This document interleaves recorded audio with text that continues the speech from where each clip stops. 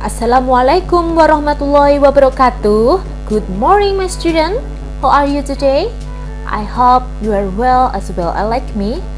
Oke, hari ini kita akan belajar tentang tematik muatan IPS, yaitu sumber daya alam.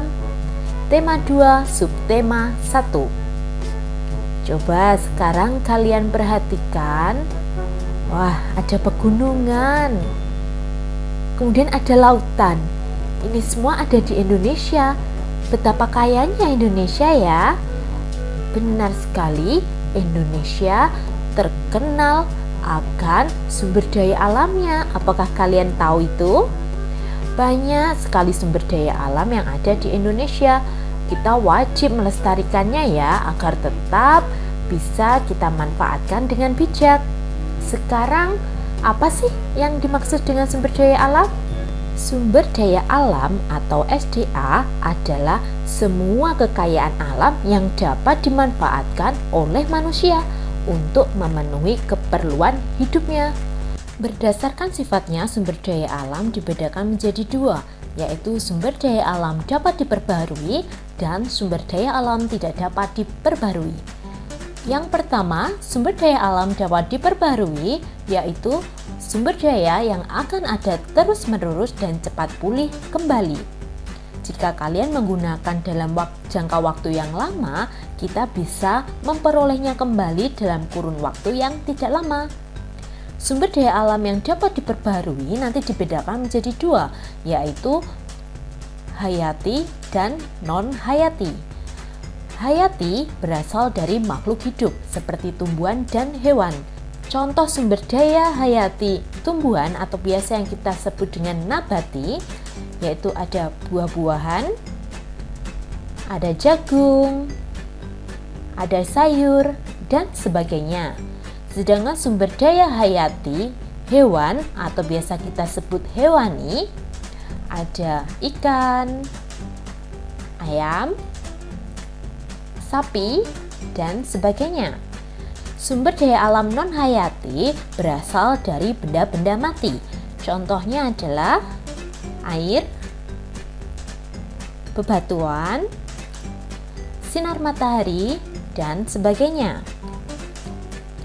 Yang kedua adalah sumber daya alam tidak dapat diperbarui. Sumber daya ini akan habis dan proses pembentukannya memerlukan waktu yang sangat lama. Sumber daya alam tidak dapat diperbaharui dibedakan menjadi tiga. Ada energi, mineral logam, dan mineral non-logam.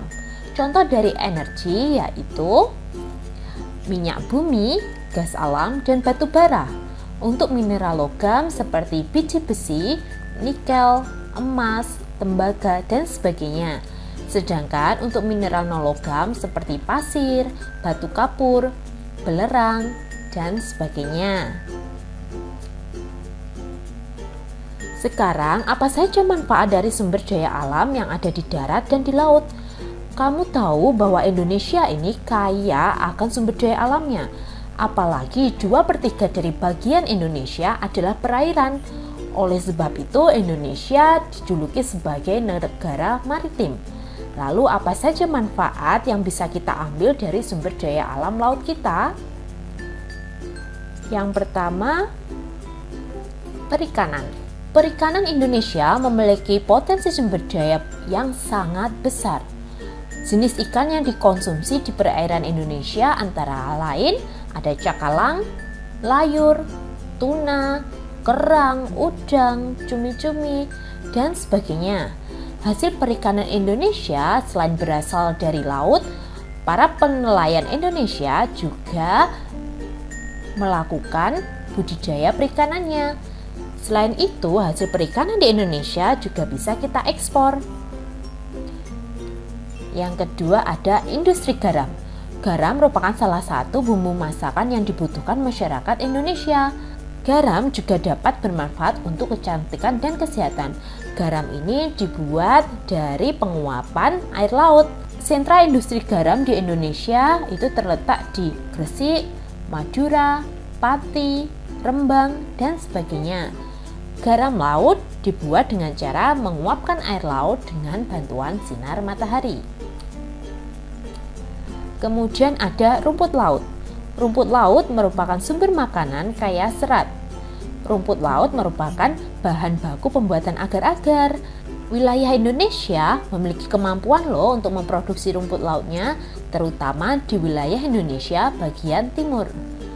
Selain itu, sektor yang paling terbesar dari sumber daya laut adalah dari segi pariwisatanya. Sebagai negara maritim, Indonesia memiliki banyak pantai. Nah, pantai ini sangat indah pemandangannya, sehingga bisa menarik para wisatawan dari negara kita maupun dari luar negeri. Sekarang pemanfaatan sumber daya alam yang ada di darat. Indonesia terkenal akan pertaniannya dan perkebunannya yang sangat luas. Beberapa manfaat yang bisa kita ambil salah satunya yaitu jagung dan padi. Jagung dan padi sebagai bahan makanan pokok di Indonesia. Kemudian ada sapi. Sapi bisa kita ambil daging dan susunya. Kemudian ada emas. Emas bisa kita manfaatkan untuk perhiasan.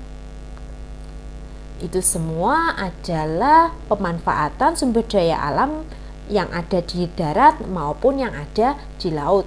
Kita sebagai manusia wajib untuk melestarikannya agar kita tetap bisa menikmatinya tanpa khawatir kehabisan. Semoga kalian semua sebagai generasi penerus bangsa ini, kalian bisa melestarikannya dengan baik. Sekian dulu ya materi tentang sumber daya alam, kita lanjut di pertemuan berikutnya. Wassalamualaikum warahmatullahi wabarakatuh.